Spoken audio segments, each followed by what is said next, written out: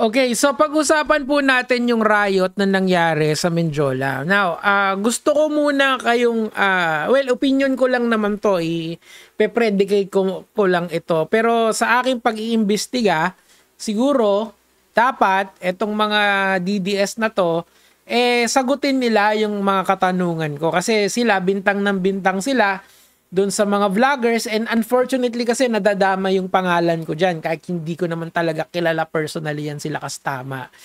Pero ginamit nila kasing talking points yun. So hahati-hatiin muna natin tong conversation na to ha. Kumbaga may part 1, part 2, part 3 pa to. Ito muna yung part 1. Kung hindi ko nasagot yung iba, sa susunod na mga content, masasagot yan, intay lang, abang-abang lang, okay? So, eto muna, simula, let's go. Nananawagan tayo sa ating mga kababayan. Doon po tayo sa liwasan pumunta sa 21 para magdaos ng mapayapa na pagrarally, pagpuprotesta at panawagan na bumaba na. Okay, so ang point kasi nito mga Lods, gusto nilang pababain si Marcos, and wag daw kayong pupunta doon sa ibang mga rally kasi number 1, alam naman natin yan, yung gagamitin niya yung video nila Kastama. Pakinggan natin. Grupo na kung saan yung mga nananawagan tayo sa ating mga kababayan. Doon po tayo sa liwan yung mga hip-hop influencer na kilala, na binayaran di umano ni Romualdez. Yan po ay ayon sa pahayag din ng kasamahan nilang sila Kastama. Okay, so by the way, mabilis na debunk lang doon, pero hindi pa to yung full force na debunk. Kumbaga, job lang to. Yung video nila Kastama na yun, tingnan niyo yung itsura niya, di ba? Napakapayat nila Kastama doon, humpak na humpak yung mukha niya, nakagano siya. Di ba? Tapos kalbo, di ba? Parang ikaw kalbo yon. During that time kasi, October 2024 yon, okay? Nilabas yon ng kung sinong nilalang ng ngayon na magkakaroon ng rally. Siguro para mas uminit yata yung tao. Hindi ko alam kung, or baka siguro nagkagalit sila nila Kastama. Hindi ko alam kung bakit nilabas yon nitong malapit na magkaroon ng rally nung September 21. Pero for all intent and purposes, wala talagang kinalaman yon sa kahit anong nangyayari. Bakit? Kasi matagal na yung video na yon. Pangalawa, wala na si Romualdez sa posisyon. What will Romualdez gain kung magkakaroon ng gulo sa gobyerno? 'Di ba? Siya ang unang magsasuffer doon kasi kasi mawawala yung pinsan niya, mauubusan siya ng kakampi. So doon pa lang tapos na yung conversation, pero papalalimin natin yon. Ang pino-point out ko dito, ginagamit ni Banat Balyon as propaganda point para manghikayat ng pupunta sa liwasang Bonifacio. Okay? Important yan. Sige, tuloy natin. Kaya kung Romualdez clan man na nasa ilalim pa rin ng kamera at sabi nga kain. So, anong klaseng protesta yan? Kung talagang gusto natin maayos ang korupsyon, dapat buong gobyerno ang bumaba at magkaroon ng mapayapang pagpapalit ng. Okay, so of course hindi yun yung solusyon kasi ang mangyayari doon, aalis si Marcos, sino papalit, 'di ba, yung mama niya. Obviously yun yung point kung bakit nanghihikayat siya or isa sa mga pwedeng i-imply natin doon sa sinasabi niya, okay? Now, why is this point very important? Dalawa yan. Una, yung mga rallyista kasi according to eyewitnesses galing sa liwasang Bonifacio. Now, and sa Luneta, wag na sa akin manggaling yung salita. Etong mga frontliners na reporter na to, they are the one who will say that. Okay, let's listen in. Siguro actually sa Luneta, to be fair, napaka-peaceful. So, walang problema pala yung mga nag-organize na rally sa Luneta. What is bad is what happened after the fact. Okay, tuloy lang natin. Rally.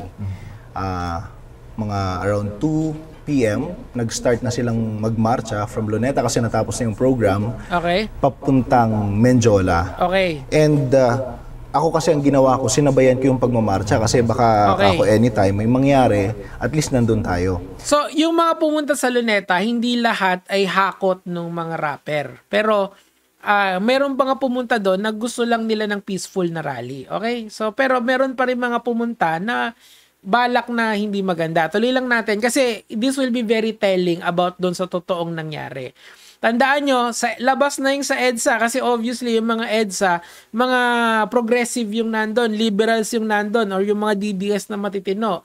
Okay, kasama ka doon kung nakikinig ka na DDS ka. Anyway, tuloy natin. So, along the way, may mga sumasama talaga okay, na hindi member nung original na nag-protest dun sa Luneta.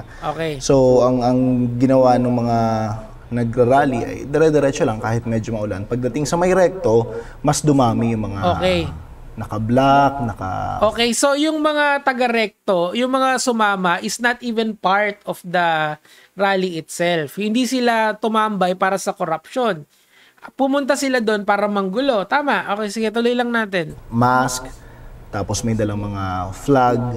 Okay. And then, yun na. Tumawag yung desk sa akin Sundan. na apart dun sa kaguluhan sa Ayala Bridge, meron na rin daw sa Mendiola. That time, nasa Liwasang Bonifacio. Nasa Liwasang Bonifacio. Yan, ito naman. Nakikita ko yung pagdaan ng galing. Ito yung Liwasang Bonifacio na gusto ni Banat Bay maraming pumunta. Pakinggan natin. Luneta, mga nagmamarchang papuntang Mendiola.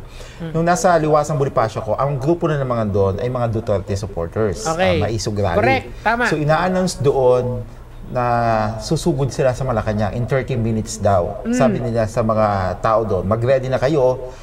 Handa na ba lahat ng lighter nyo? Lighter, yun sinasabi. So, ngayon, kung yung sa Luneta ay kay Romualdez, bakit parang nag-converge yung mga galing sa Luneta, yung mga geng-geng sa Luneta at saka geng-geng sa Liwasang Bonifacio?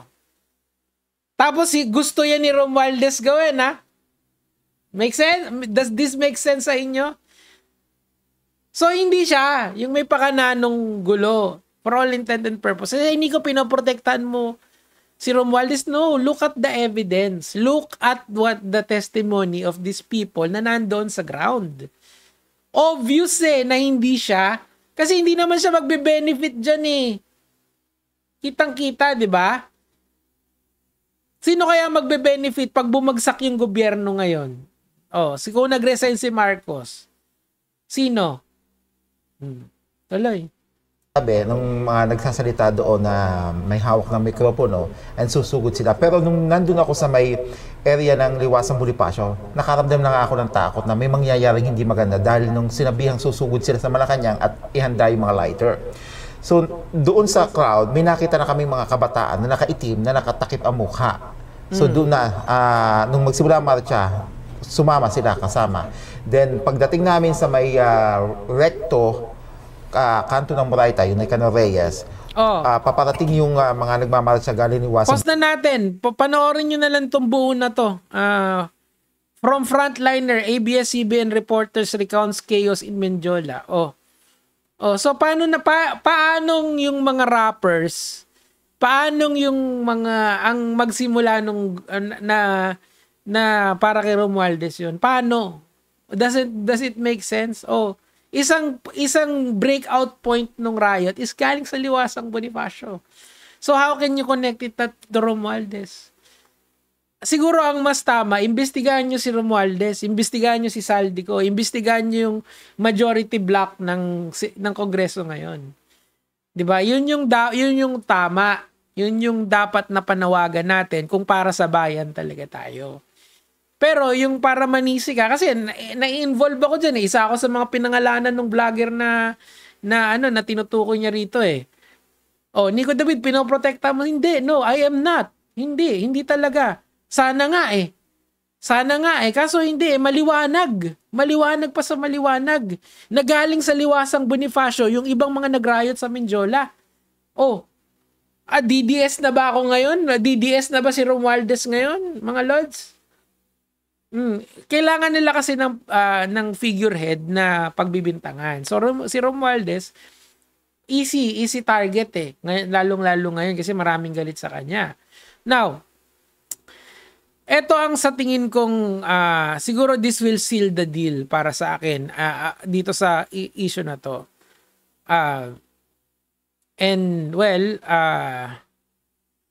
Eto na si Boss Kong yan. Panoorin nyo na lang yung post ko kanina. Okay, so eto naman, si Bol Jaquera na isang DDS na naman. Okay, basahin natin.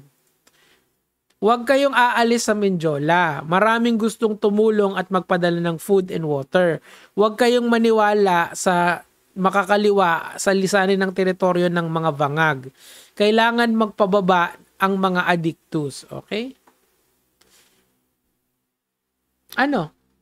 Eto, sabi nitong totoong account na to, Fred EDSA Shrine, Luneta Park, Mindiola, doon lang tunay na laban. Pero anong nangyari sa Mindiola? 'Di ba nagkagulo? Eto, sabi point dito, it seems to me na kung meron kayong dapat sisihin dito, hindi yung current administration. Sisi nyo sa kanila yung mess ng flood control. Sisi nyo kay Romualdez yung issue ng budget ng 2025, yung alleged corruption doon. Sisi nyo sa kanya yun. Pero ito, wag. In turn kasi, nasisisi din ako. Kasi parang complicit ako sa ginawa nung sa sinabi nila Kastama. I'm not involved in any way na magkagulo sa Mindiola. Walang ganong klaseng panawagan ang kahit sino sa side ng mga vloggers na magkagulo sa Mindiola. It seems to me na ang may gusto nito ay yung mga nagrally sa Liwasang Bonifacio as per this reporter. Checkmate, di ba? Kakapal ng muka. Para sa bayan kayo, baka para sa sarili nyo. Kasi pag umupo si Sara, sino ba ang makikinabang? Ako ba? Si Romualdez ba? Ayaw niya ngang umupo yun eh. Di ba? Yung impeachment daw, allegedly, siya yung nagpasimula nun eh. And I tend to agree with that. Why is it na hindi natin pag-usapan kung saan nanggaling yung mga tao? Galing sa Luneta at saka galing sa Liwasang Bonifacio. Napakadaming no. Sinabihan nung nag-speaker doon sa Liwasang Bonifacio na magdala ng lighter. Oh, come on. Bullshit. Diba? Kitang-kita eh. Kitang-kita talaga yung intensyon nitong mga to na manggulo, magkaroon ng anarkiya, magkaroon ng kaguluhan. Para kung sakasakali may ma-inspire na tao na sumama sa katangahan, go lang. Mali naman yon, tol. Ay, alam kong lahat ng vlogger ay may naaambunan ng biyaya ng social media. Doon na lang natin ilagay. Kada magsasalita tayo, kumikita tayo. Pero wag naman ganito. Wag naman ganito na may nasasaktan. Wag naman ganito na may nababawian ng buhay. Kasi gusto nyo lang ilagay yung tao nyo sa pwesto. Mali yun. Anyway mga Lods, this would be part 1. Gusto ko lang i-lay down yung foundation natin na kung saan ba nanggaling yung mga tao. Definitely not EDSA. Out na yon, no? Kung ano man yung nangyari sa EDSA, goods tayo doon. Sa Luneta, medyo questionable pa. 50-50 tayo doon. Pero 100% tayo mga Lods na pag-uusapan Liwasang Bonifacio, yung mga tao was ano bang tawag doon? Was motivated. Sige, kasi nabanggit din yung pangalan ni Rendon doon eh. Was motivated to go to Mindiola at magdala ng lighter. These are facts, mga Lods. These are facts. This is not just hearsay na parang yung kay Lakastama. These are actual facts. May video tayo rito.